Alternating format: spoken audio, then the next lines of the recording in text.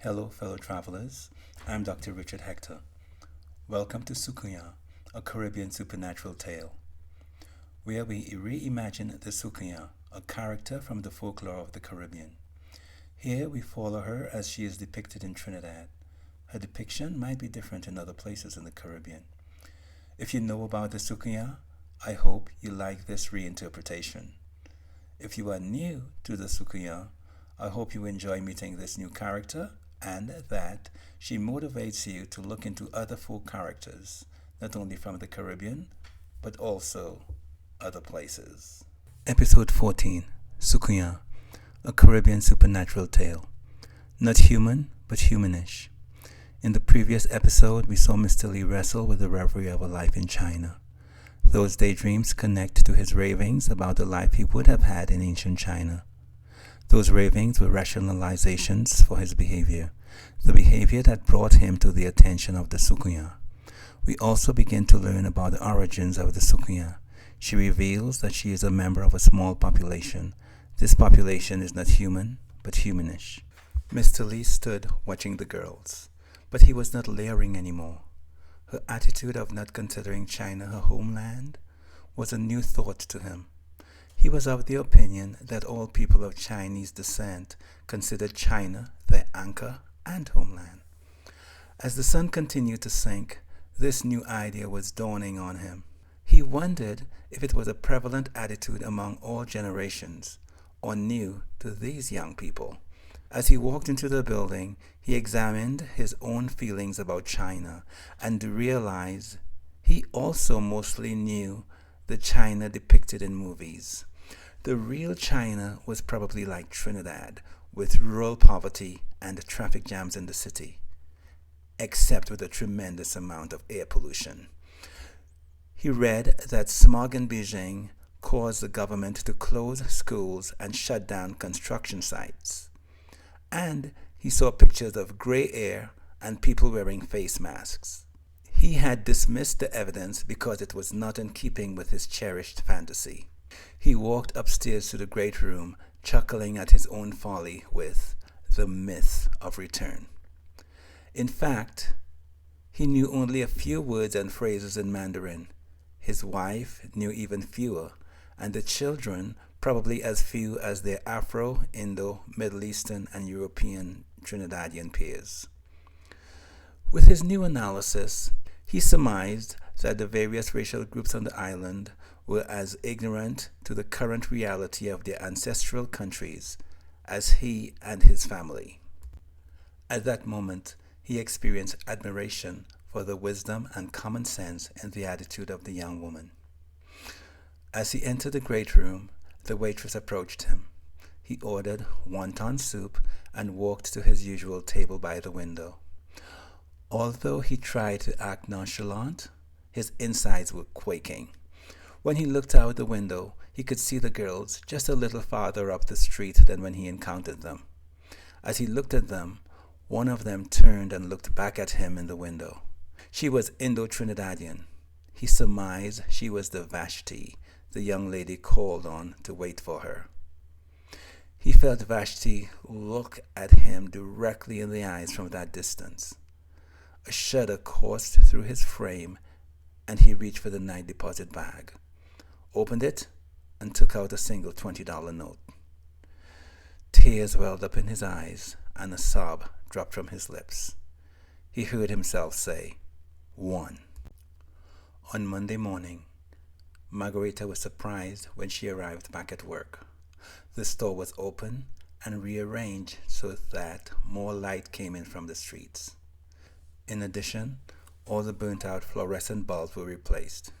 It was cleaner, more orderly, and more inviting. She walked in slowly, looking around in amazement. She was the first worker to arrive. She wondered what came over Mr. Lee to make such drastic improvements. She walked to put away a purse and was startled to encounter a visitor.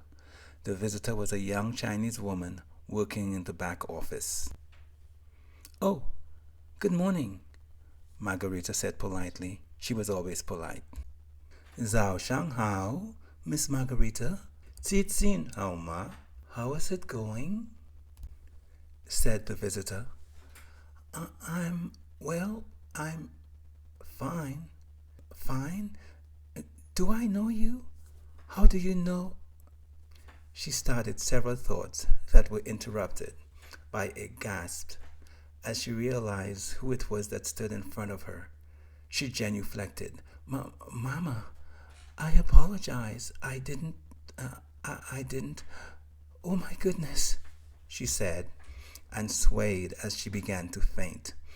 Instantly, Gemma reached and embraced her so Margarita did not fall. Gemma said, "It's okay. You're fine. You're fine." Margarita felt a cool, refreshing breeze caress her forehead. Her knees were able to support her again, but Gemma gently guided her to a chair. After a moment, Margarita said, "Forgive me, Mama. I didn't recognize you. You look different." "But then you did recognize me. You look different too. You have changed your dress," said Gemma.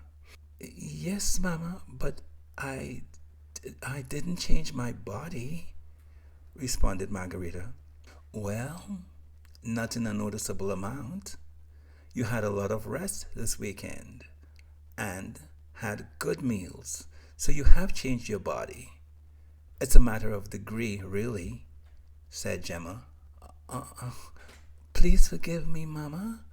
This is not a matter of degree. For most people, you were Afro-Trini, now you're Chinese Trini," said Margarita. "That's a fair point. Okay, I grant you that. But aren't you the same person inside that dress and new hairstyle? That looks fabulous, I might add." "So, I'm the same person inside here as well. And you're forgetting my kind are few. For us, this is a matter of degree. We are not most people," Gemma explained patiently as she waved her hands down her body as if showing off a new dress. Forgive me, Mama. You are Chinese, but almost brown," said Margarita. "I like the chestnut brown skin from Ertangang," said Gemma. "From where?" asked Margarita. "Ertangang," responded Gemma. Mama, beg your pardon, I thought you were from here," Margarita pointed out. "I am from here, in a sense, but this form is from Ertangang, South China, where there are many dark-skinned groups. When they mix with the Han Chinese, you get this chestnut brown complexion."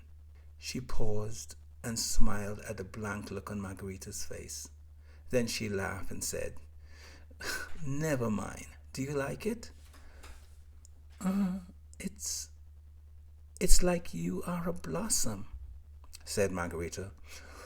"Ooh, I like that. A blossom, flowering. That is nice." Gemma interrupted. "Call me Kwai Ha." "It means blossom," Gemma instructed. "Yes, Mama, yes. Kai Wei?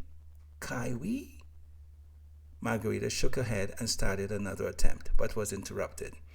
"Like in highway, Kai, and Hua, as in Sa Hua. Kai Hua. Drag out the R. Kai Hua." "Kai Hua," said Margarita. "That's close enough," said Kai Hua with a laugh. "Are you okay? Would you take some water or a cup of tea?" "Tea, please, Ma Kai Hua." They both laughed, and Margarita shook her head. Kai Hua went back to the office and poured 2 cups of tea. "Milk and sugar for you?" she asked. "Yes, Kai Hua," replied Margarita as she sat silently practicing the name. As Kai Hua walked back and handed Margarita her tea, she said, "It takes some getting used to, eh? It ain't easy." "Oh, I will get the name eventually. It's the changing that I can't digest." confessed Margarita. Oh, that's what I'm talking about. It's not easy for us either. Margarita almost spit up a sip of tea. What do you mean? Weren't you always like this? Yes, but we didn't know it. I should speak for myself. I didn't know it. For a long time, I thought I was human. Okay, that's not right. I am human. Well, let's say human-ish. For a long time, I thought I was like all the other humans. That's not quite right either. I thought all humans were like me. She paused for Margarita to ask a question, but Margarita sat still with her saucer held in her lap. When Kaiwa realized that Margarita was not going to ask any questions, she smiled and continued.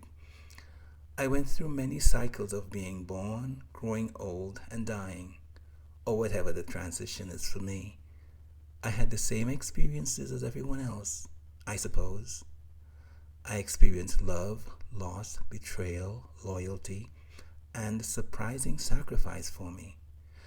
You humans can be so noble when you give yourself the chance. She paused again. Margarita still sat quietly. Aren't you going to ask, then what happened? Margarita smiled and asked, Then what happened? Kaiwa smiled back and continued, I remember all my cycles. Margarita cocked her head to one side, puzzled, and asked, What cycle? Kaiwa took a sip of tea and continued, and she laughed.